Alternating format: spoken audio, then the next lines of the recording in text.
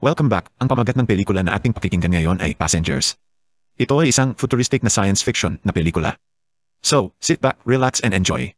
Ang Avalon spaceship ay makikita naglalakbay sa kalawakan patungo sa bagong planeta na kung tawagin ay Homestead 2. Lahat ng kwarto dito ay walang umuuko pa at ito ay naglalakbay ng naka-autopilot. Ang 258 na crew pati na rin ang 5,000 pasahero ay in hibernation. Ang spaceship ay hindi inaasam napadaan sa isang asteroid belt na nagdulot ng matinding pinsala at pag-malfunction ng sistem nito.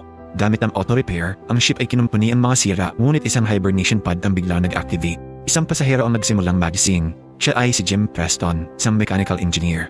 Ang kanyang pod ay automatic na nagbukas at isang hologram na babae ang nagbigay ng tulong at sinabing 120 years siyang namalag in hibernation at 4 na buwan na lamang bago sila makarating sa Homestead 2. Doon niya igugugol ang matitirang buwan sa maranyang aspeto ng spaceship. Si Jim ay tumanggap ng instruksyon tungkol sa kanyang ID band, cabin, at mga pangunahing aktibidad bago dumating sa bagong planeta. Pumunta siya sa kanyang kwarto at doon pinainom ng isang fluid na makakatulong sa pag-recover ng kanyang lakas. Siya ay nag-ayos ng sarili at lumabas ng kanyang cabin patungo sa isang kwarto kung saan ang isang hologram ay nagtuturo. Si Jim ay balisa habang ang hologram sa kanyang harapan ay ipinapaliwanag ang kasalukuyang kalagayan ng mundo. Itinaas ni Jim ang kanyang kamay ngunit agad siyang sinabihan ng hologram na pwede lang siyang magtanong sa dulo ng pagtuturo. Pilit ni Jim na itinatanong kung nasaan ang ibang pasahero at kung bakit siya lang ang taong naroon. Narealize ni Jim na hindi siya kayang sagutin ng hologram at nagsimulang maghanap ng ibang pasahero. Napunta siya sa isang lugar kung saan pwedeng magtipon ang mga tao ngunit bigong makakita ng kahit isang pasahero. Isang hologram na computer ang nag-alok sa kanya ng tulong. Hiniling ni Jim na makipag-usap sa ibang pasahero at pinapunta siya sa isang patiwala ngunit bigong makita ang crew dito. Hiniling niyang makipag-usap sa kapitan ng spaceship.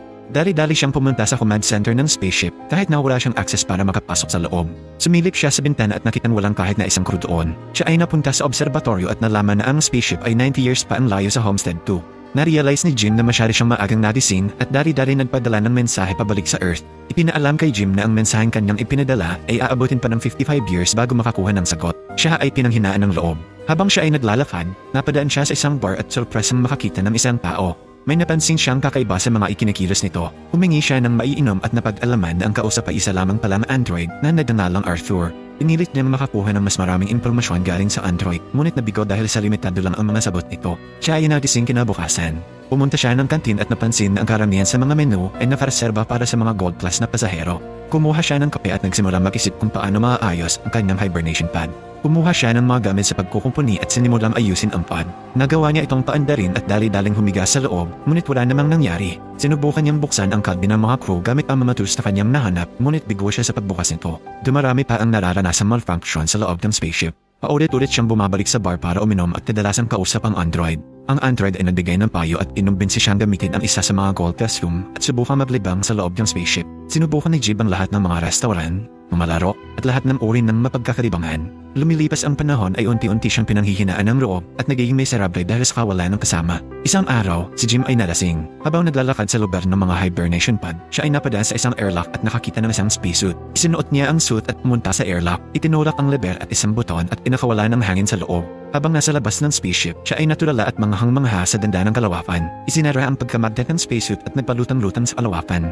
Nakaramdam siya ng labis na kalungkutan at pamumulila. Bumalik siya sa loob ng spaceship at hinubad ang isinuot na spacesuit at agad ditong bumalik sa airlock na walang suot na suit. Naisipan niyang magpakamatay sa labis na depresyon. Ngunit nagbago din ang kanyang isip sa mga huling sandali. Tumakbo siya pabalik sa loob at aksidenteng nadulas sa isang bote ng alak. Tumayo at agad na naakit sa isang magandang babae na nakahiga sa loob ng pod. Ito ay si Aurora Lane, isang manunulat mula sa New York. Hinanap niya ang file ni Aurora at nakinig sa mga interview nito. Maya-maya, si Jim ay makikita na nakaupo sa tabi ng pod ni Aurora habang pinapanood ng ibang interview nito. Sa loob ng bar, kinuwento niya kay Arthur ang pagkahumaling kay Aurora. Hindi mawala-wala sa kanyang isipan si Aurora at nagsimulang magkaroon ng ideya na gisingin ito. Ipinaalam niya kay Arthur ang kanyang plano. Noong una, siya ay nagpasyalaban sa kanyang nararamdaman ngunit habang tumatagal ay hindi niya na ito mabitawan pa. Hanggang isang araw ay buo na ang kanyang pasya na gisingin si Aurora. Pumunta sa pad ni Aurora at dahan-dahang isinagawa ang plano sa pag-activate ito. Siya ay tumakbo at agad na nagtago sa kanyang kwarto. Ilang sandali pa ang nakalipas, siya ay lumabas at nakita nakatayo si Aurora habang balisa at litong-lito sa mga pangyayari.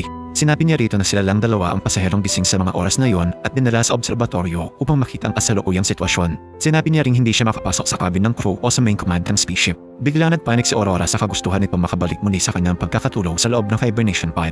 Pinaliwanag ni Jim na wala silang kagamitan sa loob ng spaceship na makakatulong upang makabalik sa hibernation at silang dalawa ay standard na tipo. Bumalik si Jim sa bar at nakaramdam ng matinding pagsisisi. Ipinaalam niya kay Arthur na huwag sabihin kay Aurora na siyang dahilan ng pagkagising ito. Sa sumunod na araw, nabising si Aurora at kinausap ang hologram na computer tungkol sa pagkasira ng kanyang pod. Sinamahan siya ni Jim at sabay na nag-almusal. Nang sila ay umalis, ang hologram na computer ay tuluyan ng nasira. Habang sila ay nasa kantin, napansin ni Aurora na paulit-ulit ang kinakain ni Jim simula pa nang ito'y magising. Binigyan niya ito ng pagkain masarap mula sa gold class menu. Nag-usap sila tungkol sa posibilidad na maayos pang muli ang kanilang mga pod. Naghanap siya ng mga gamit sa infirmary at nagbasa ng mga dokumento. Pero sa huli ay sinubukan na ring sirain ni Aurora ang pinto ng kabinang kuko. Napansin ni Jim na dumarami pa ang sira sa spaceship. Labis na nangungulila si Aurora sa loob ng spaceship. Siya ay nagsimulang magsulat, tumakbo, at mag-swimming para lang maalis sa kanyang isipan ang trahedyang sinapit. Pumunta siya sa kantin at nagsimulang magtanong tungkol sa buhay ni Jim at kung bakit siya sumama sa ekspedisyon sa ibang planeta. Ipinaliwanag ni Jim ang kagustuhang makilala at magkaroon ng magandang buhay sa bagong planeta. Pumunta sila sa obserbatoryo at doon ibinahagi ni Aurora ang rason kung bakit din siya sumama.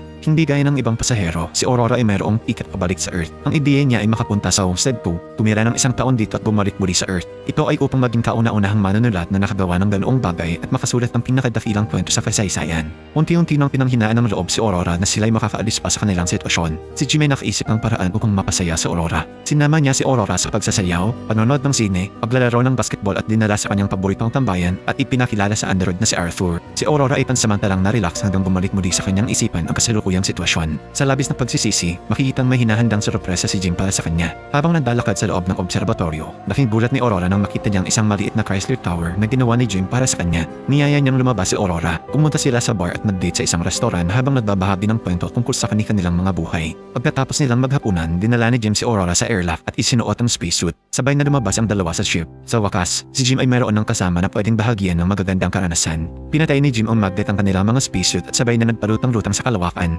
Kaagad silang naghalikan pagtabalik sa loob. Bumalik sa cabin at doon ay nagsiping. Pagkatapos nito ay nagsimula na silang mamuhay na parang mag-asawa. Sabay na tumakbo, sabay na kumain at magkasama na sa pagtulog. Kinalugad ni Jim ang spaceship at nahanap ang hydroponics bay. Sinurpresa niya si Aurora ng rosas na bulaklak. Isang araw, ang spaceship ay napadaan sa isang red giant at dali-daling kumunta ang dalawa sa obserbatoryo para makita ito. Sa kaarawan ni Aurora, silang dalawa ay nagdiwang sa magandang restaurant pati na rin sa paboritong bar. Pumunta saglit si Jim sa banyo at hinanda ang ginawang singsing para kay Aurora. Habang si Aurora naman ay nanatili at naiwang kausap si Arthur sa loob ng bar. Aksidenteng naisabi ni Arthur na matagal ang pinagplanuhan ni Jim ang paggising dito. Walang kamalay-malay ang android na nailathala na nito ang sikreto ni Jim. Kinumpronta niya si Jim pagkabalik nito sa bar. Galit na galit itong lumabas at hindi makapaniwala sa nagawang kasalanan ni Jim. Bumalik si Jim sa kanyang kwarto at doon ay naabutang wala na ang mga gamit ni Aurora. Pinuntahan niya ito sa kantin ngunit bigla itong umalis nang siya ay sandaling magsalita. Isang gabi, pinuntahan ni Aurora si Jim sa kwarto at biglang pinagsusuntok at pinagsisipa na halos mapatay na sa sobrang galit. Kinausap ni Jim si Aurora gamit ang mikropono ng spaceship. Humingi siya ng tawad at ipinaliwanag ang dahilan ng kanyang nagawang kasalanan. Sinabi niyang nahulog ang loob niya rito noong una pa lang itong makita. Subalit pilit na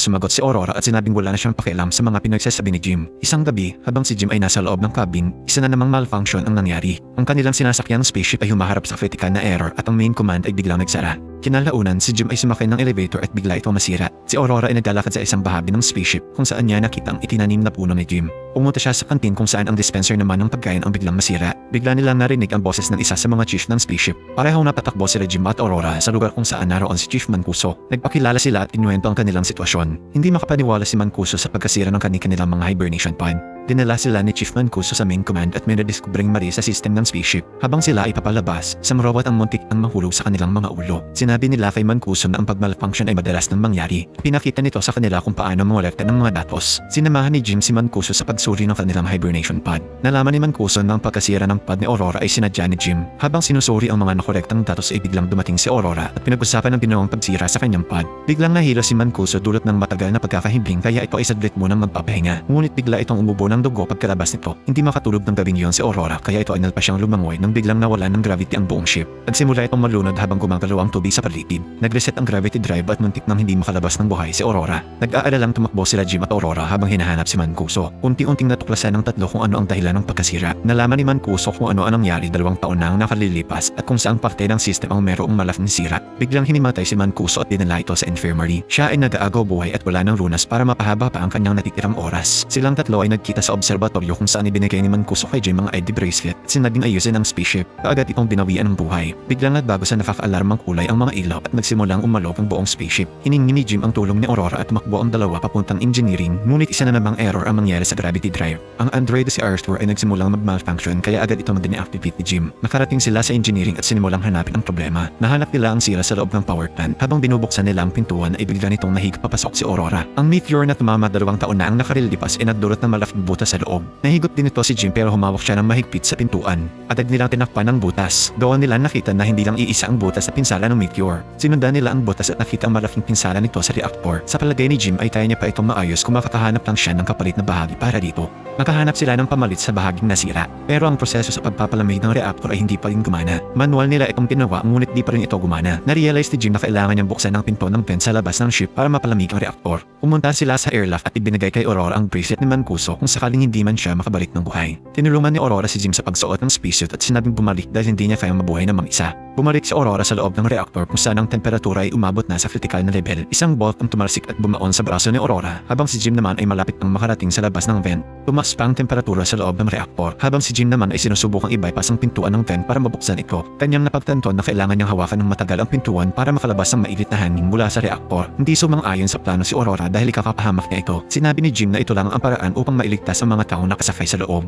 Wala nang nagawa pa si Aurora at sinimulan ang pagpapalabas ng mainit na temperatura sa reactor. At tagumpay nilang nagawa ang proseso, ngunit ang init na dala ng reactor ay naitulak si Jim papalayo sa kalawakan at nagdulot ng pagkaputol ng lubid nito. Unti-unting bumababa ang temperatura sa loob ng suit ni Jim. Nagmamadaling tumakbo si Aurora kung saan naroon ang isa pang spacesuit. Humingi ulit ng tawad si Jim sa nagawa nitong kasalanan. Agad na isinuot ang suit at lumipad palabas para kunin si Jim. Ngunit ang lubid sa kanyang spacesuit ay hindi aabot kay Jim. Nahila siya pabalik ngunit maswerte nitong nahawakan ang lubid ng walang buhay na si Jim at nagawang hilahin papasok ng spaceship. Agad niya itong dinala sa infirmary only to find out na patay na ito. Naalala niya ang bracelet ni Mancuso at dinamit upang mai-override ang medical protocol ng pod. Matagumpay na naibalik ang buhay ni Jim. Niyakap niya ito at pinatawad sa mga nagawang kasalanan. Inayos nila ang android na si Arthur at binigyan ng wastong libing si Chief Mancuso. Dinala ni Jim si Aurora sa infirmary at sinabing nakahanap siya ng paraan kung paano gamitin ang medical pod bilang isang hibernation pod. Tumanggi ito at piniling makasama ng gising si Jim. Nag-propose si Jim kay Aurora at doon namuhay sa loob ng spaceship. 88 years na nakalipas, ang Avalon spaceship ay nakarating na sa planeta ng Homestead 2. Nadising ang mga crew at nabigla sa hindi inaasahang kalagayan ng spaceship. Nag-iwan ng isang mensahe si Aurora at kinuwento ang buhay na meron sila ni Jim sa loob habang silang lahat ay natutulog. At dito nagtatapos ang buod na ito. Kung ito po ay inyong nagustuhan, please subscribe sa Instant Tagalog Recaps. Ingat at maraming salamat po.